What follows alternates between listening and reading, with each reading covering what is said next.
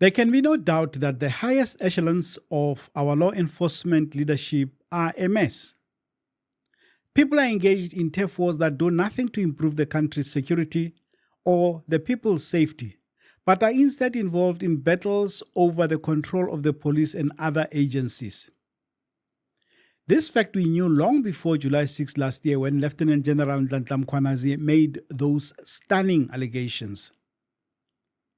What the revelation has done, though, is to help lay bare the extent of the rot. Robert McBride is one in a long queue of the who's who of the security establishment who has appeared before the Parliamentary Ad Hoc Committee.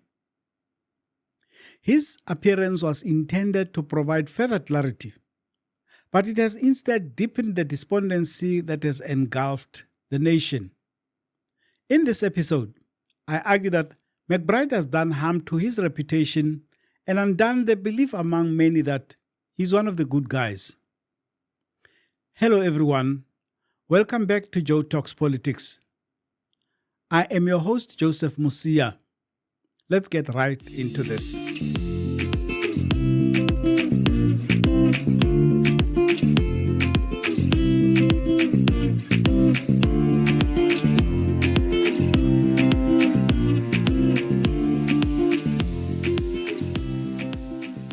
Robert McBride was once a symbol of defiance.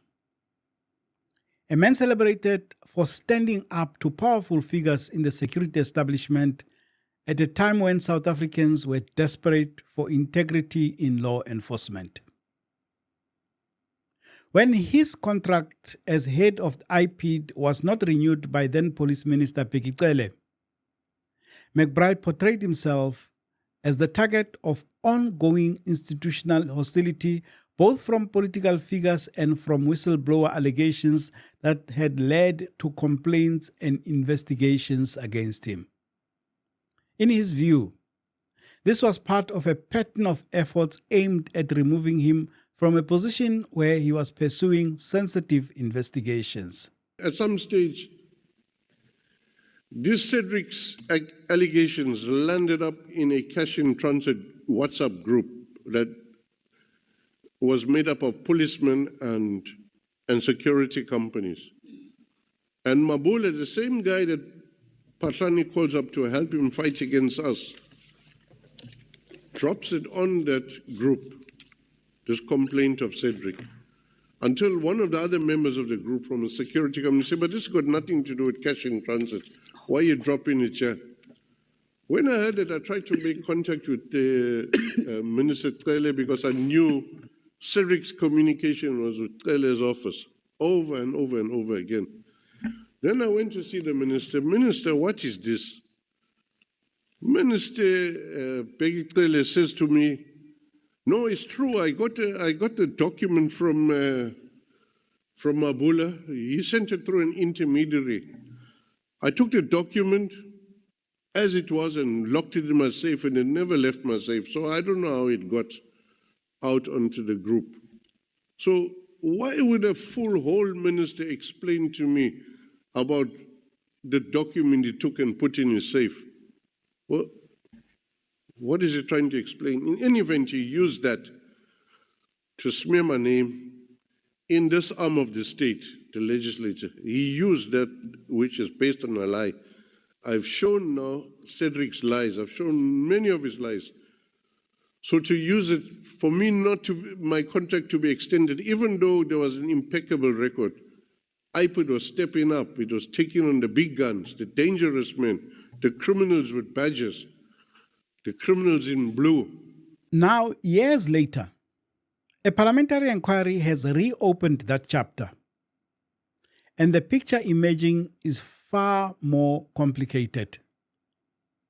So the question arises, was Robert McBride a fearless crime fighter brought down for doing his job?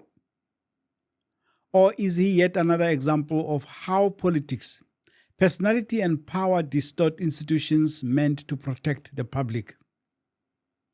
Members of the ad hoc committee were visibly frustrated when McBride arrived without a current curriculum vitae. This is despite the seriousness of the inquiry and the length of time he had to prepare. So perhaps if we could kick off by way of introduction, your current employment? I'm not allowed to say what my employment is. Okay. But you still in the public service? No, sir. You're not in the public That is an old CV that's there, yes. Okay. Your CV is attached as RJM1, and you say that that's an outdated CV. Yes, sir. Okay. Advocate Arendse, just a moment. I see the hand of Honorable James. Chair, is te vroeg vir ons om so te begin. It's too early for us to be told that the CV is outdated. That means that we have a falsified statement in front of us. And we just continue like it's acceptable. Oh, okay. Can we take the input of Honorable Skosana? Thank you, Chair. I just wanted us to, as well, to start in a correct manner, Chair. I think the witness, Mr. McBride, has to disclose to us, as he asked the evidence leader, currently, where is Mr. McBride employed? It can't be a secret, sir. We can't downplay what the witness has done to us as this committee. He voluntarily and he concedes to that incident here before us, submitted a wrong CV to the senior counsel. I was going to understand if maybe you were saying the CV was taken by the senior counsel from somebody else, not from him. He submitted a wrong CV, and for you to prepare the correct CV, you don't need a legal advice, because a CV is your own product. You do your own CV. So, to me, Chair, the excuse that the witness is giving here is not valid, is invalid, that he had no time, he had no gadgets.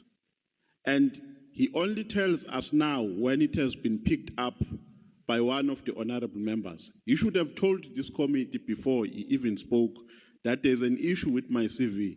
So we're misled, we're made to read a wrong document as members of this committee, because we read before we come here when we prepare for these interviews. So it's an issue that you can't take lightly, because if we leave it unchallenged, it's going to be referred to as a precedent in future. There is a precedent that we made here as this committee.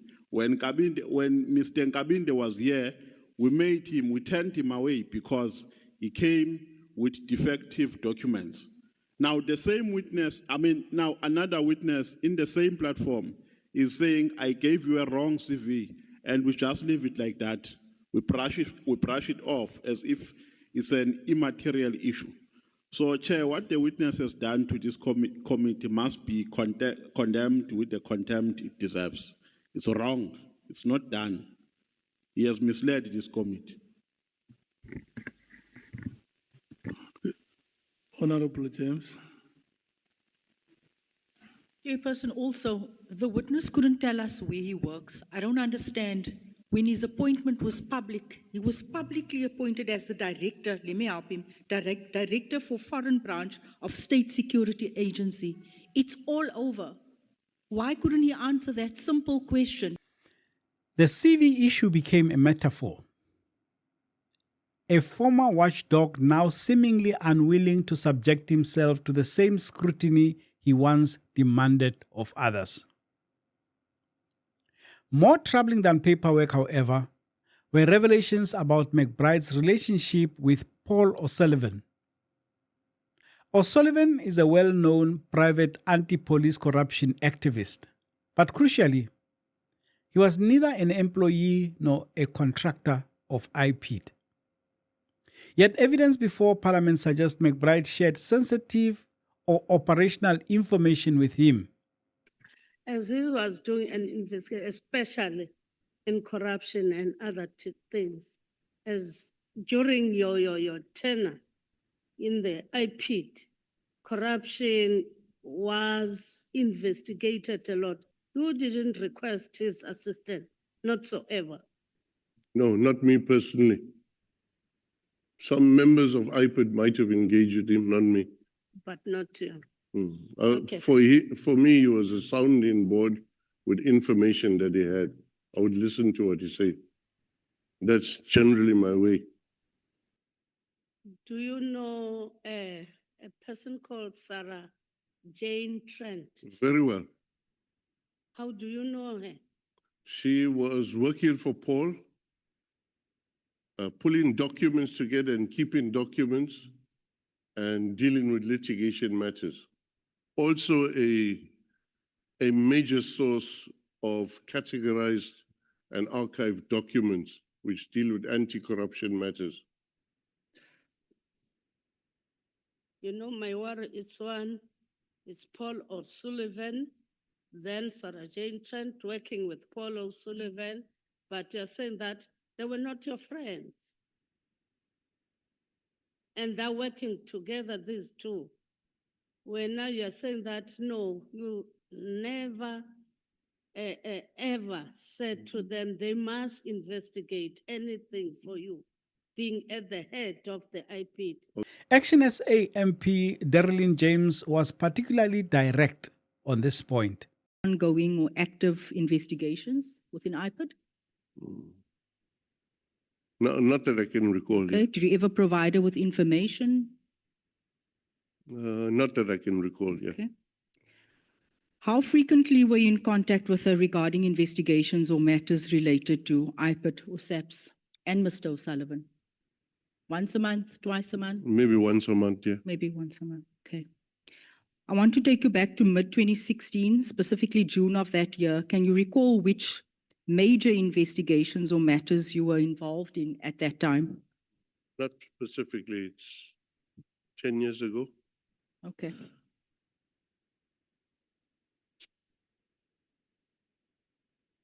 Okay, can you explain why you said you've never given anyone information? Paul O'Sullivan and Sarah Trent, you've never given them information. That is what you said earlier on. Yeah. You said you spoke to them once. What was it, once a year? Once a Maybe month? sometimes twice or thrice. You said you spoke to them once a month. You said you've never given information. You said you spoke to them once a month, and you said there was no payment. That's what you said, right? Can you explain why on the 17th of June, 2016, you sent a communication to Ms. Trent saying that we are making history? You mean we are making history? The Yeah. collaboration is making history here. Excuse me? The collaboration. The collaboration. Yeah. The collaboration on what? The information provided, the other side of the coin where more deeper investigations are there. Okay. Because that's in a conversation between yourself and her. Yeah. You're on page 17, WhatsApp conversation, where you said to her, we're making history. Can you explain why on the 13th of December, 2016, you would be passing information? You just said earlier on, you did not pass any information to her. I have records here that I found where she is requesting information from you, and you are providing her and Mr. Paul O'Sullivan with information on several occasions. I don't know what is it that you have there. Okay. And who gave it to you? Can you explain? It doesn't matter. Can you explain on 13th December why you'd be passing information to Ms. Trent where you say, get this to Paul right away? That's on page 39. What was it about? The arrest? SAPS case registered. Previous communication there. Before you respond, you send a two text, one at 7:17 and one a minute later. SAPS case registered on 12th of the 12th, Bedford, case number 159-12-2016, suspects McBride, Sibia, O'Sullivan, and Kutsia. Charges for treason, conspiracy for murder, defeating the ends of justice, and you say, get this to Paul right away. Yeah, so this was in Kabinde. But you just said you never ever gave them information. You said that they were providing you information. Oh, okay. Here you are giving them a case number, and you are saying to Sarah, get this to Paul right away. Yeah, they were not aware that there's a conspiracy against them. It's about arresting people, which was a harebrained scheme of... So you are even protecting Mr. Paul O'Sullivan and Sarah Jane Chuen. Oh, remember, I'm involved there. Yeah, My name is there. your name is here, but you just earlier on testified that you did not give information to these individuals. Yeah, but the issue You is... testified earlier on that you only speak to these individuals once a month, and the records reflects that you spoke to them once a day, all day long. Well, in instances where everybody is at threat, So you lied twice already to this committee. that's absolutely untrue. No, it is true because I have proof. Well, you're avoiding the context. I have proof, but this is not about context. I have the context and I have the proof that you were in conversation with these people almost daily. From 2016, you were reinstated, I think, in 2015, or when were you reinstated? 2016, early 2017, you were in contact with Sarah Jane almost every day. The two of you were going for drinks. The two of you had a romantic affair. I put it to you. Am I right? No, You did not. No, I So your messages to Ms. Lee saying, can I see you, even if it just means we start by holding hands, I miss you, my darling, that is not romantic. well, if I said... Julle het die kat geknyp. We are trying to understand why is it that these two individuals that has no formal contract with SAPS has so much information and their involvement. And I'm trying to ascertain to what extent is this relationship? Because based on this information, you rolled out the red carpet to Mr. Paul O'Sullivan. Sarah Jane was the in-between, where she would get information to you and say, don't call first, Paul, so that it doesn't reflect. And you would say to her, don't worry, I've got it covered, I've deleted the information. Yeah. So what information was that, and where did you get that from? Doesn't matter where I got this from. You are meant to answer my questions, so not if I don't this know where you where I've got this I can't information from. answer. Because this shows here that you had a romantic affair with Miss, and your pet name for her was Clippity Clip. That was your romantic name for her. It's- And you would meet and share information on SAPS's dockets. You would share with the two of them. No, I didn't. Perhaps the most telling aspect of his testimony was his attempt to throw mud at KwaZulu-Natal Police Commissioner Nhlanhla Mkhwanazi, including suggestions linking him to the killing of an IPID investigator. From my time at IPID, I'm aware of an incident, it should be incidents, there's a few of them, where General Mkhwanazi played an undue and prosecutable role in trying to disrupt and scuttle IPID's investigation into General Patlani with Brigadier Klo Homo of Crime Intelligence and others. To that end, I attach an affidavit by Nhlanhla, marked RJM 3A. Nhlanhla's affidavit deals with his personal knowledge of interference by SAPS members. I pause to mention that Nhlanhla was subsequently murdered in 2020 after filing this statement, which was also going to be used in a disciplinary proceedings against Homo. The only other time I got to hear about General Mkhwanazi's name is when IPID was investigating what we call IView 3, allegations of corruption in the procurement of bulletproof vests. The allegation was that the bulletproof vests procurement was inflated and there was a move to procure more vests at the same time as inflated prices. If I can just pause there to elaborate on something.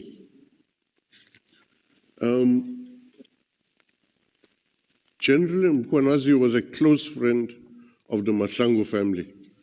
He was very close to Nhlanhla. They attended soccer matches together. And when Nhlanhla was shot at the first time, after receiving all the threats, General Mkhwanazi was first on the scene. When Nhlanhla was murdered at his small holding, the first person outside the small holding to be on the scene was General Mkhwanazi. Yet General Mkhwanazi does not mention or take the committee into confidence of completeness. In both this inquiry and the Nhlanhla, he understates his knowledge of Nhlanhla. Furthermore, he does not attend the funeral of Nhlanhla. even though he's a close family friend. So I find it a bit strange. What makes this moment unsettling is not just Robert McBride's conduct, but how familiar the pattern feels. Once again, a senior figure in the security services appears to be operating in a partisan political space rather than a professional one. Once again, South Africans are left wondering